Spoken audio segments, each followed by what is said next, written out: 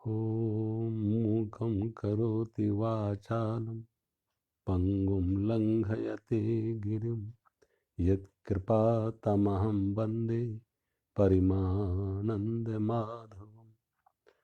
गुरुर्ब्रह्मा गुरुर्विष्णु गुरुर्देवो महेश्वरा गुरु साक्षात् परं ब्रह्म तस्मै श्री गुरुवे नमः। सर्वे भवन्तु सुखिनः सर्वे सन्तु निरामया सर्वे भद्राणि पश्यन्तु मा कश्चित् दुःखभाग् भवेत्। कर्पूरगौरं करुणावतारं संसारसारं भुजगेन्द्रहारं सदा वसन्तं हृदयारविन्दे भवं भवानी सहितं नमामि। ओम शांति।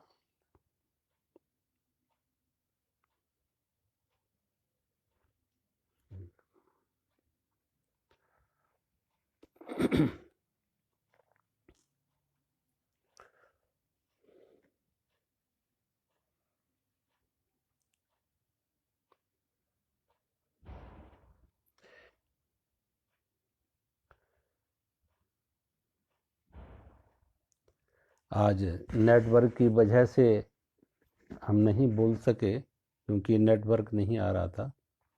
अब मैं थोड़ा आधा घंटे ले लेंगे। एवं प्रवर्तितं चक्रम नानुवर्तयति हया अघायुरिन्द्रिया रामा मोघम पार्थ सजीवति।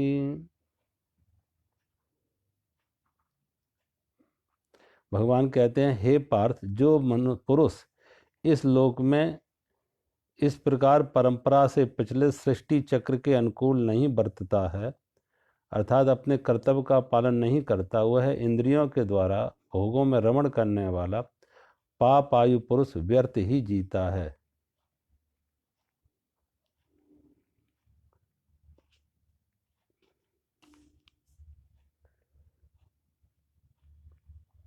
भगवान दो तीन बातें इसमें लिखी।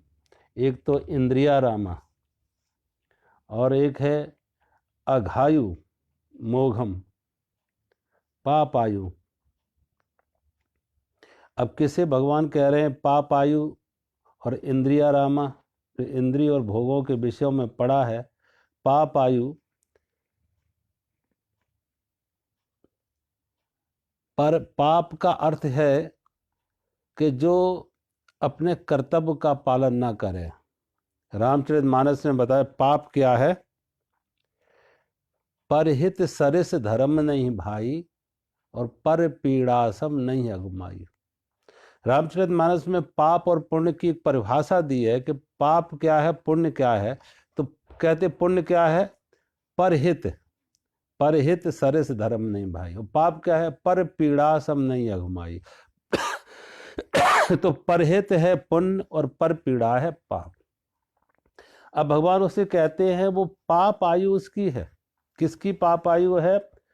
जो इस सृष्टि के चक्र में अपना योगदान नहीं दे रहा है, जो इस सृष्टि के चक्र में अपना योगदान नहीं दे रहा है। जैसा पीछे दिया हुआ है कि अन्नाद भवति भूतानि पर्जन्य अन्न संभवा यज्ञात भवति पर्जन्यो यज्ञ कर्म समुद्भवा, कि अन्न से प्राणियों की उत्पत्ति हुई। और अन्न की उत्पत्ति कैसे हुई? वर्षा से हुई। और वर्षा किससे होती है? वर्षा से अन्न पैदा हुआ। तो अन्न के वर्षा किससे पैदा होती? यज्ञ, यज्ञ समुद्भव पर्जन्य, यज्ञ से वर्षा होती है। और यज्ञ क्या है?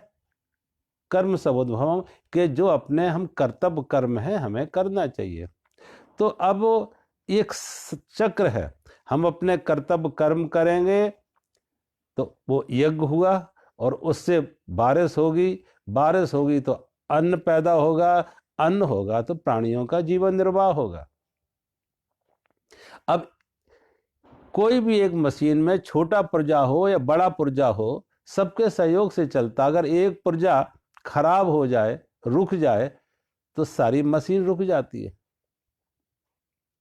तो सृष्टि का जो चक्र चल रहा है उसमें हर व्यक्ति की अपनी अपनी योगदान है। परमात्मा के सृष्टि के चक्र में मनुष्य का भी एक योगदान है। और सभी, आप पूरे सृष्टि में देखिए, सारी की सारी सृष्टि अपने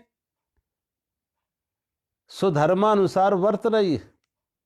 गाय अपने सुधर्म में जी रही है, बैल अपने सुधर्म में जी रहे हैं, पशु पक्षी अपने सुधर्म में जी रहे हैं, वृक्ष लताएं नदियां पहाड़ अपने सुधर्म, सब अपने सुधर्म में जी रहे हैं।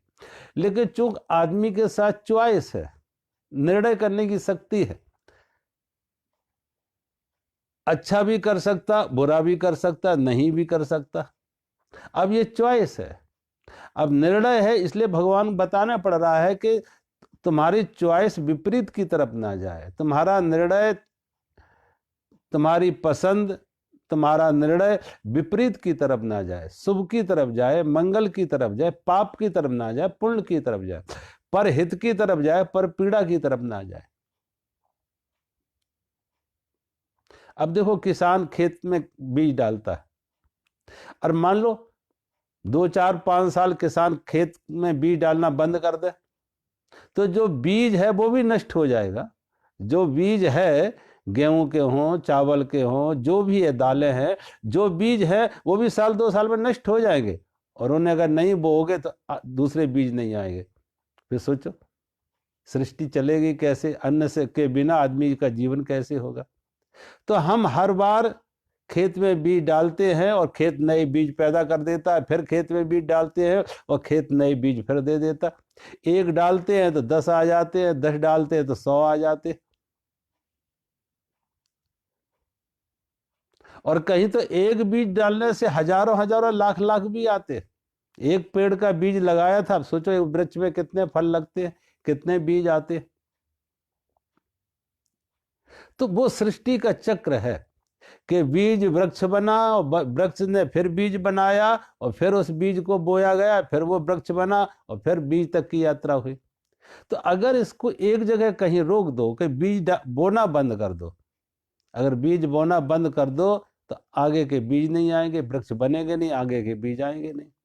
तो भगवान कहते जो इस सृष्टि चक्र को नहीं मानते, नहीं उसके अनुसार चलते, परिणाम क्या होता है कि वो, और कौन नहीं मानते, वो कहते इंद्रिया रामा, जो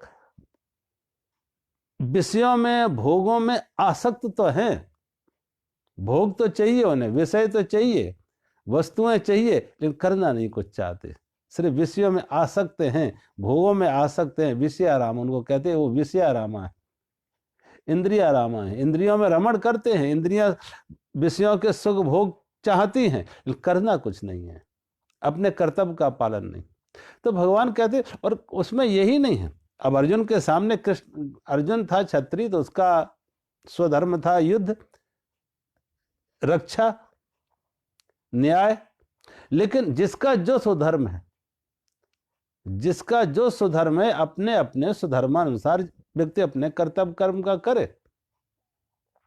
हमारे यहाँ पहले ये 4 आश्रम व्यवस्था थी, और उस 4 आश्रम व्यवस्था में ब्रह्मचर्य, गृहस्थ, वानप्रस्थ और सन्यास। अब ब्रह्मचर्य में क्या होता था, एक उम्र तक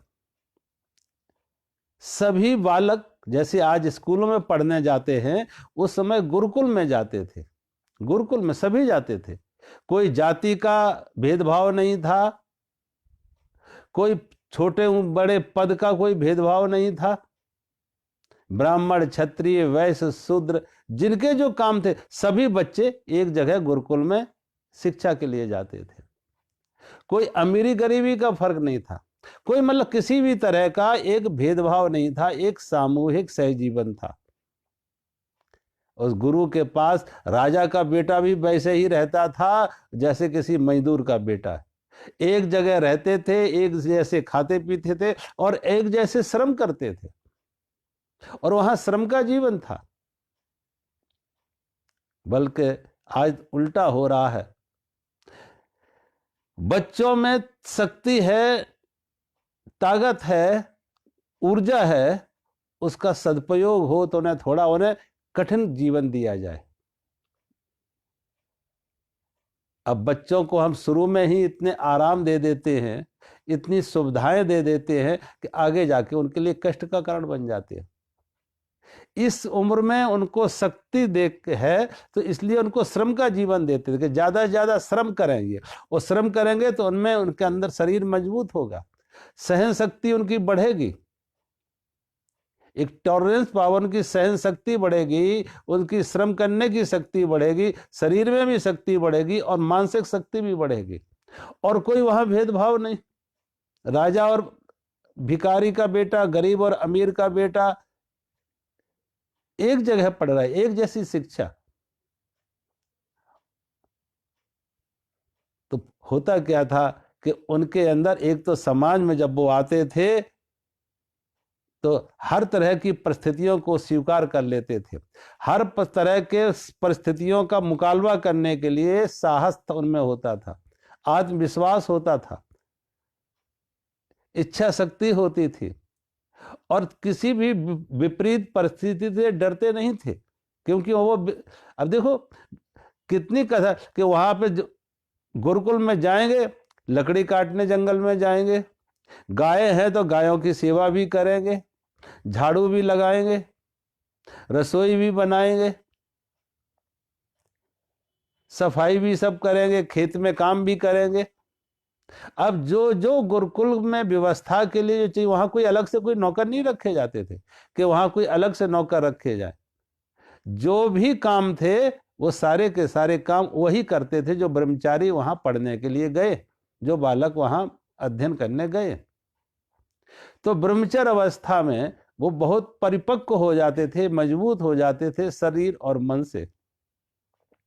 फिर गृहस्थी में जाते थे, और गृहस्थी में जिनका जैसे 25 साल तक ब्रह्मचर्य, 100 अनुमान माना कि 100 वर्ष की आदमी की अगर उम्र मान ले तो 25 ब्रह्मचर्य, 25 से 50 गृहस्थ, और 50 से 75 वानप्रस्थ, और 75 से आगे का जीवन सन्यास। और यही सन्यासी बड़ी उम्र के गुरुकुल में पढ़ाने आते थे, यही शिक्षक होते थे। अब वो जीवन के, उन्होंने खाली शास्त्र ही नहीं पढ़े हैं, जीवन के अनुभव को भी पढ़ा है, जीवन से भी सीखा है, खाली शास्त्रों से नहीं सीखा, स्वयं के अनुभव से भी उन्होंने सीखा है। और जब स्वयं के अनुभव से सीखा है, और जब ये बच्चे उनके पास जाते थे तो वो उनके अपने गुरुओं के अनुभव से भी उनको भी समझ आती थी कि गुरुओं में आत्मज्ञान था, स्वयं के अनुभव होते थे। तो उसी तरह से भगवान कहते हैं कि जहां जिसकी जैसी उपयोगिता है, जहां जिसका जैसा काम है, वो अपने कर्म का पालन करे, अपने कर्तव्य का निर्वाह करे। और वो अगर अपने कर्तव्य का निर्वाह कर रहा है तो भगवान कहते हैं उसको इस सृष्टि के चक्र को चलाने में उसका सहयोग है। और जो अपने कर्तव्य का निर्वाह नहीं कर रहा है वो सृष्टि के चक्र में बाधक है, उसे रोक रहा है। अब ऐसा व्यक्ति कर्म कर रहा, दूसरा नहीं कर रहा, एक कर रहा, दूसरा नहीं कर रहा, लेकिन भोजन तो सभी को करना होता, वस्त्र सभी को पहनने होते, रहने की जो उनकी जरूरतें हैं वो सभी को पूरा करने होती है। तो भगवान कहते ऐसा व्यक्ति वो इंद्रिया रामा है, आत्मा रामा नहीं है। पहले भगवान ने एक शब्द दिया था आत्मा राम, अब इंद्रिया राम, कि ऐसा व्यक्ति जो आत्मा में रमण करे, तो आत्मा के स्तर पर जीवन को जिए, वो ज्ञानी होगा और उस लोक कल्याण के काम करेगा, सेवा का काम करे। दूसरा जो इंद्रिया रामा है, इंद्रियों में रमण कर रहा है, विषयों में रमण कर रहा है, इंद्रियों के स्तर पर ही जीता है, भोगों के जीवन स्तर पर ही जीता है, विषयों में ही आसक्त है। तो भगवान कहते ऐसा व्यक्ति जो विषयासक्त तो है लेकिन अपने कर्तव्य का पालन नहीं कर रहा है, सेवा नहीं कर रहा है, परोपकार के कोई काम नहीं कर रहा, भगवान कहता ऐसा व्यक्ति जो भी उम्र उसकी है वो पाप आयु है, व्यर्थ ही जीता है ऐसा व्यक्ति। आगे के श्लोक में भगवान कह रहे हैं यतु आत्मरतिरेव स्याद आत्मतृप्तस्य च मानवा आत्मन्नेव च संतुष्टा तस्य कार्यम न विद्यते। भगवान कहते हैं जो मनुष्य आत्मा में ही रमण करने वाला और आत्मा में ही तृप्त और आत्मा में ही संतुष्ट हो, उसके लिए कोई कर्तव्य कर्म नहीं है।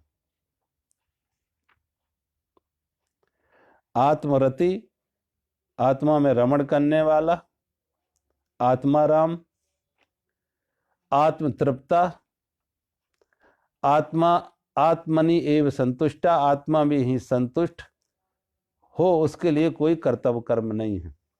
अब भगवान कह रहे उसके लिए कोई कर्तव्य कर्म नहीं, किसके लिए? जो आत्मरति है, आत्मरति है, आत्मतृप्ता है, आत्मसंतुष्टा है। अब जो व्यक्ति आत्मरति है, अपनी आत्मा में ही रत है, हाथ में, अभी पिछले जो शब्द दिया था उसमें रहता इंद्रियारामा, कि इंद्रियों में, विषयों में, भोगों में आसक्त है, उसमें पड़ा हुआ है। यहां भगवान का आत्मरति, जो अपनी आत्मा में रमण कर रहा है, आत्मा में जिसकी रति है, आत्मा से जिसका प्रेम है, और जो आत्मा के स्तर पर जी रहा है, आत्मा के साथ जो जुड़ा है, आत्मा के साथ जिसका योग हुआ है, जो आत्मनिष्ठ है वो ब्रह्मनिष्ठ है। और जो आत्मनिष्ठ है, भगवान कहते हैं वो आत्मतृप्त भी है, आत्मतृप्त है। और जो आत्मतृप्त है, भगवान कहते वो आत्मा में संतुष्ट भी है। फिर उसके लिए कोई कर्म की जरूरत नहीं है, उसके लिए कोई कर्तव्य कर्म नहीं है। लेकिन उसके लिए कोई कर्तव्य कर्म न होते हुए भी वो कर्तव्य कर्म में रत होता है, कर्तव्य कर्म करता है लोक कल्याण के लिए, परोपकार के लिए। अब देखो, थोड़ा विचार करें, आत्मतृप्ति, आत्मसंतुष्टि ये कैसे आती है? पहले ही उसमें जब भगवान ने स्थित प्रज्ञ के लक्षण पूछे थे, अर्जुन ने स्थित प्रज्ञ के लक्षण पूछे थे, तो भगवान ने कहा था कि पहले ही श्लोक में कि स्थित प्रज्ञ कौन है? प्रजहाति यदा कामान सर्वान पार्थ मनोगतान, प्रजहाति यदा कामान सर्वान पार्थ मनोगतान, आत्मन्येव आत्मना तुष्टा स्थित प्रज्ञ तदोच्यते। पहला ही श्लोक था स्थित प्रज्ञ लक्षणों में, कि भगवान ने कहा था स्थित प्रज्ञ कौन है, समाधिस्थ कौन है, योगी कौन है? जो प्रजहाति यदा कामान, जिसने मन की संपूर्ण कामनाओं का त्याग कर दिया। अब मन की संपूर्ण कामनाओं का त्याग कर दिया तो आत्मन्येव आत्मना तुष्टा, अपनी आत्मा में तृप्त हो गया, संतुष्ट हो गया। अब कैसे हुआ कि कामना हमें बहिर्मुखी करती थी, बाहर लेके जाती थी। कामना का अर्थ है बाहर की दुनिया, बाहर का बहिर्मुखी होना, बाहर की तरफ दौड़ना। और कामना हटी तो जो हमारी दौड़ बाहर की थी वो अंदर की दौड़ हो गई। जो बहिर्मुखी चित्त की दशा थी वो अंतर्मुखी अवस्था हो गई। जो बाहर सुख खोज रहे थे अब वो अंदर में सुख मिलने लगा। और बाहर सुख होते नहीं, बाहर सुख की एक भ्रांति है। मैंने कहा जैसे मृग तृष्णा है कि रेगिस्तान में जल होता नहीं, एक भ्रांति है। विषयों में, भोगों में सुख होता नहीं है, लेकिन प्रतीति है, आभास है। और कामना का अर्थ है कि सुख हमसे बाहर है। सुख व्यक्ति में है, सुख वस्तु में है, सुख धन में है, सुख मान में है, सुख पद प्रतिष्ठा, सुख हमसे बाहर है तो कामना। और जिस दिन ये समझ आई सुख बाहर नहीं है, सुख हमारे अंदर है। देखो जहां जहां में तृप्ति मिली, मान लो सुख हमने कहा मेरी कामना, कोई हमने कामना की, इच्छा की, धन की, पद की, जो भी चाहा, हमने चाहा मेरे पास 1 करोड़ रुपए हो जाए। सोचो 1 करोड़ रुपए हो गए। अब जिस दिन वो 1 करोड़ रुपए हमें आ गए, कितने समय तक हम कहेंगे सुख? एक जो कामना थी, जो कामना हमारे मन को चुभ रही थी, कांटा की तरह दर्द दे रही थी, बेचैन कर रही थी, तनाव से भर रही थी, वो कामना हटी। और कामना हटी तो जो मन बहिर्मुखी था अंतर से जुड़ गया। कामना से जो पीड़ा थी वो पीड़ा हटी, कामना से जो तनाव था वो तनाव हटा, कामना से जो बेचैनी थी वो बेचैनी हटी। कांटा निकला, दर्द गया, कामना हटी तो मन की बेचैनी गई। और जब कामना हटी तो मन की बेचैनी हुई, तो क्या बेचैनी हटी तो आदमी अपने आत्मा से जुड़ गया, क्योंकि बेचैनी से आदमी बहिर्मुखी था। मन को शांति कब आती है? जब हम सबकी कोशिश वही है कि जो हम चाहें वो मिलता जाए, जो चाहे वो हम मिलता जाए। हमने धन चाहा तो धन मिलता जाए, पद चाहा तो पद मिलता जाए, प्रतिष्ठा चाहिए तो प्रतिष्ठा मिलती जाए, परिवार चाहा तो परिवार, जो चाहे वो मिलता जाए। लेकिन एक कोई भी चाह ऐसी हुई कि उस चाह के बाद आगे चाह ना बनी हो, आगे चाह ना पैदा हुई हो। उस चाह ने दूसरी चाह पैदा कर दी, उसने और दूसरी पैदा कर दी। वो तो ऐसे ही असंभव है कि हम आग बुझा रहे पेट्रोल से, बुझती नहीं है और कई गुना बढ़ जाती है। इसलिए गरीबों की चाह कम होगी, अमीरों की चाह ज्यादा है। भिखारियों की चाह कम होगी, सम्राटों की चाह ज्यादा है। जिसकी जितनी इच्छा पूर्ति करने की शक्ति है, उतनी ही उसकी इच्छाओं में विस्तार हो रहा है, इच्छाएं बढ़ रही हैं। और सुख मिला कब था? जब इच्छा की पूर्ति हुई। कोई भी इच्छा की पूर्ति हुई, कार चाहिए, कोठी चाहिए, जो इच्छा की पूर्ति हुई तो हमने कहा आह मिल गया। तो जो कामना हमें तनाव दे रही थी, अशांत कर रही थी, मन में को दुख दे रही थी, वो कामना पूरी हुई। तो सुख कहाँ मिला? कामना के अभाव में, कामना से मुक्त होने पर, कामना के हटने से। सुख कैसे मिला? कामना के हटने से, कामना से मुक्त होने पर सुख मिला। तो जब कामना हटी तो बहिर्मुखी मन अंतर्मुखी हो गए, अपनी आत्मा से जुड़ा, अपनी आत्मा से मिला तो सुख मिला, शांति मिली, तृप्ति मिली, संतोष मिला। अब इसलिए भगवान ये कहते हैं कि जो सुख मिला है वो कामना की से मुक्त होने पर, दर्द हटा है कांटा के निकलने से। कांटा हटा तो दर्द चला गया, लेकिन एक कांटा हट निकालते चार लगा लेते, एक कामना की पूर्ति होती चार और पैदा कर लेते। तो सुख भगवान कह रहे संतोष मिला, आत्म तृप्ति कब मिली? जब मन हमारा बहिर्मुखी मन विषयों से हटके, वस्तुओं से हटके, कामना से मुक्त होके अंतर से जुड़ गया। आत्मनेव आत्मना तुष्टा। और वो आत्मा से कैसे जुड़े, कामना से मुक्त कैसे हो? तो भगवान कहते कामना की पूर्ति से कामना मुक्त नहीं हो पाओगे। कामना की पूर्ति से आज तक दुनिया में कोई भी कामना मुक्त नहीं हो पाया। इसलिए भगवान कहते कामना का त्याग, विहाय कामान सर्वान प्रजिहाति यदा कामान सर्वान पार्थ मनोगता। इसलिए भगवान कहते कामनाओं का त्याग। त्याग पूर्ति की बात नहीं करेंगे, पूर्ति करो। पूर्ति की बात तो ऐसी ही है कि पेट्रोल से आग बुझा रहे हो, वो बुझेगी नहीं। तो पूर्ति की बात नहीं कह रहे, भगवान कहते हैं उसमें और घी डालो मत और पेट्रोल डालो मत, कामना मात्र का त्याग। उसकी पूर्ति करने की बात ना सोचो, कामना का ही त्याग कर दो। और जैसे कामना का त्याग किए, कामना से मुक्त हुए, कामना से मुक्त हुए, आत्मन्यव आत्मा तुष्ट, अपनी आत्मा में तृप्त हो गए, संतुष्ट हो गए, आत्मा से जुड़ गए।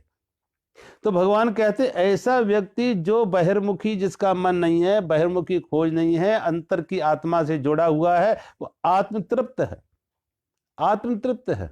वो इंद्रियारामा के विपरीत है। इंद्रियारामा तो जो है, इंद्रियां विषयों में सुख खोज रही हैं, वस्तुओं में सुख बाहर खोज रही हैं। ये उसके विपरीत है कि आत्मतृप्ता है, आत्मा से अपनी आत्मा से जुड़ा है, अपनी आत्मा में तृप्ति हुई उसे, और अपनी आत्मा से जो जुड़ा है वही उसको वहां पे संतुष्टि भी है। अब उसकी कोई मांग नहीं, अब उसकी कोई चाह नहीं, अब उसकी कोई खोज नहीं। मृग तृष्णा में मृग रेगिस्तान में जल क्यों खोज रहा था? प्यास थी, प्यासा है हिरण, इसलिए मृग प्यासा है, इसलिए रेगिस्तान में जल खोज रहा है। अगर उसकी प्यासा ही ना हो तो मृग तृष्णा उसको कैसे दौड़ाएगी?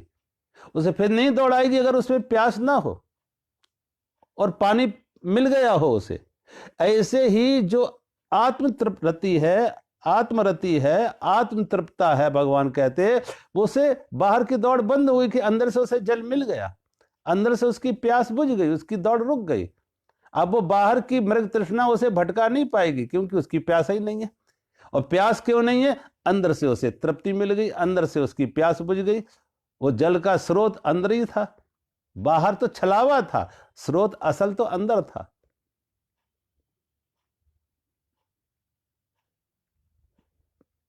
ऐसे महापुरुष की कोई कामना नहीं है।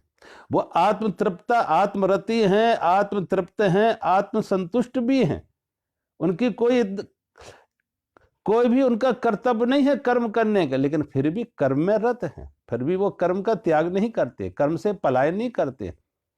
उनमें कर्म ऐसे ही उतरते हैं जैसे वृक्षों में फल लगते,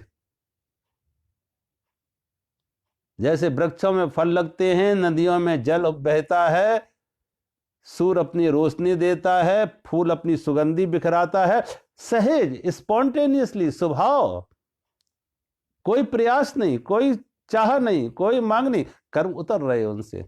जैसे सूर्य से प्रकाश हो रहा है, नदियों में जल है, वृक्षों में फल हैं, परोपकार के लिए, लोक कल्याण के लिए।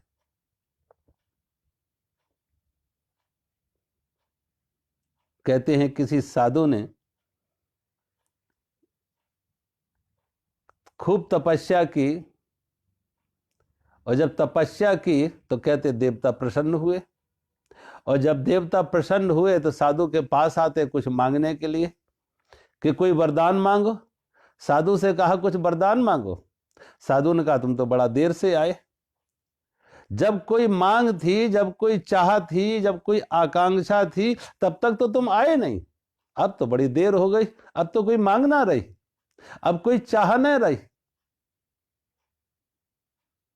जब मांग थी, जब चाह थी, जब कोई आकांक्षा थी, जब कोई बाहर खोज थी, तब तुम आए नहीं। अब जो बाहर की खोज बंद हो गई, आत्मा में उसे संतुष्टि तृप्ति आ गई, अब बाहर की खोज बंद, बाहर की भागदौड़ बंद। तो इसलिए अब तुम जरा देर से आए, अब तो मेरी कोई मांग है नहीं, मेरी कोई चाह है नहीं, हम क्या मांगू आपसे। देवताओं ने बहुत आग्रह किया, कहा नहीं, हम जाते भी उन्हीं को देने हैं जो मांगते नहीं। देवताओं ने कहा हम उन्हीं को देने जाते हैं जो मांगते नहीं है, जो मांगते उनके उनको देने हम जाते भी नहीं है। और मांग ही रुकावट है, मांग खुद में ही रुकावट है, कामना खुद में ही रुकावट है। तो अब तुम्हारी मांग छूटी, कामना छूटी, चाह मुक्त हुए, इसलिए मैं देने आया। साधु ने कहा मेरी तो अब जरूरत नहीं है, लेकिन देवताओं ने कहा हमें देना है। तो देवताओं ने कहा हम तुम्हें ऐसा वरदान देते हैं कि तुम किसी मुर्दे को भी छुओगे तो उसमें जीवन आ जाएगा, किसी अंधे को छुओगे तो उसकी आंखें आ जाएंगी, किसी रोगी को छुओगे तो वो रोग मुक्त हो जाएगा, किसी निर्धन को छुएगे धन संपन्न हो जाएगा। जब ये सब कहा कि रोगी को छूने से रोग मुक्त हो जाएगा, अंधे को छुओगे आंखें मिल जाएंगे, किसी मुर्दे को छुओगे उसमें जीवन आ जाएगा, दरिद्र धनवान हो जाएगा, तो साधु ने कहा आप तुम दे ही रहे हो, तो अब मेरे अंदर कुछ मांग भी पैदा हुई है। अब तुम अगर देना ही चाहते हो, देना ही चाहते हो ये वरदान, तो कृपया करके एक काम करो।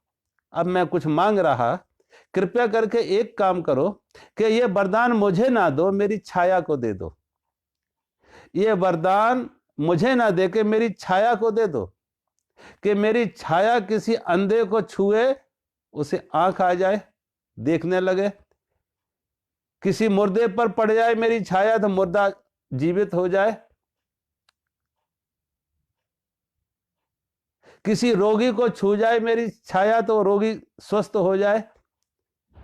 कृपया करके ये वरदान मुझे ना दो, मेरी छाया को दो, कि छाया पीछे चलेगी, मैं आगे होंगे, मुझे ज्ञान ही ना हो, आभास ही ना हो, खबर ही ना मिले कि ये चमत्कार हमने किए।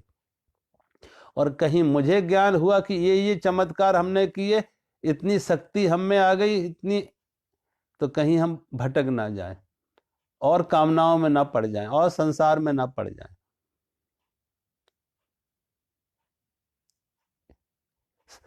जो कुछ करे ये मेरी छाया करे ये सारे काम, और मुझे खबर भी ना मिले कि छाया ने क्या क्या किया है। किस मुर्दे को जिंदा किया है, किस रोगी को निरोग किया है, किस अंधे को आंख दे दिए, मुझे खबर भी ना मिले, तो कृपया करके मुझे ना दो, ये मेरी छाया को दे दो। ऐसा साधु जो आत्मरति है, आत्म तृप्ता है, आत्म संतुष्टा है, ऐसा ज्ञानी, भला उसकी संसार की कहां मांग, कौन सी चाह, और कौन सा सुख नहीं है।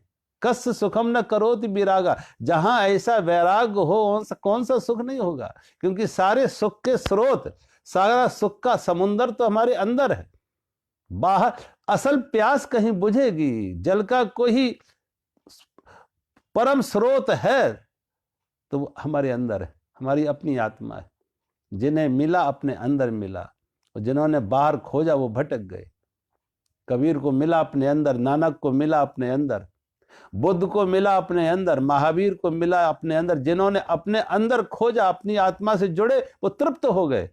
और जो बाहर तृप्ति खोजते फिरे, कोई धन में, कोई पद में, कोई प्रतिष्ठा में, कोई वस्तुओं में, कोई व्यक्तियों में, वो बेचारे हाथ खाली रहे, वो अभाव में ही रहे, वो अतृप्त ही रहे। एक उदाहरण नहीं मिलेगा सारी दुनिया में। सिकंदर भी दुनिया को हाथ दिखा के गया, खाली हाथ के कुछ लेके ना गया, अतृप्त गया, असंतुष्ट गया, क्योंकि उसकी खोज, उसकी मांग बाहर बाहर की थी, उसकी दौड़ बाहर बाहर की थी। ये बेचारा मृग कितना ही बाहर दौड़ ले, इसे मिलने वाला नहीं है जल, कितना ही दौड़ते दौड़ते प्यास और बढ़ जाएगी और मौत हो जाएगी, मिलने वाला नहीं। जिन्होंने बाहर खोजा वो भटक गए, वो मृत्यु के काल के ग्रास बन गए। जिन्होंने बाहर खोजा, जिन्होंने अपने अंदर खोजा, वो पा गए।